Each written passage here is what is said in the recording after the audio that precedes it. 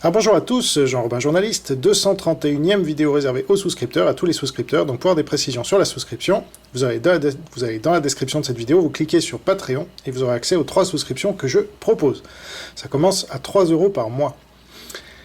Alors c'est une vidéo que je voulais faire depuis longtemps, parce que c'est un sujet important, pour ne pas dire essentiel, mais j'attendais, comme souvent, d'avoir suffisamment d'informations pour le faire. Donc il s'agit de la guerre de l'espace menée par la Chine communiste et donc les États-Unis.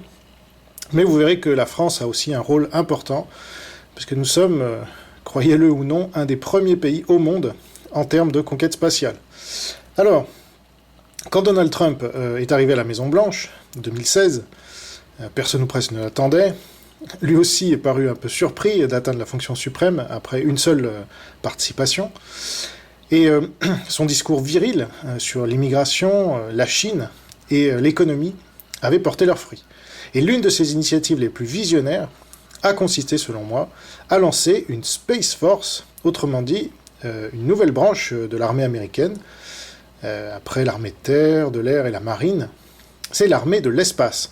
Alors, elle est certes rattachée à l'armée de l'air, mais on peut la considérer comme une nouvelle branche de l'armée américaine. C'est quelque chose de très important qui n'était pas arrivé depuis longtemps, comme il l'a rappelé lui-même, comme il sait le faire.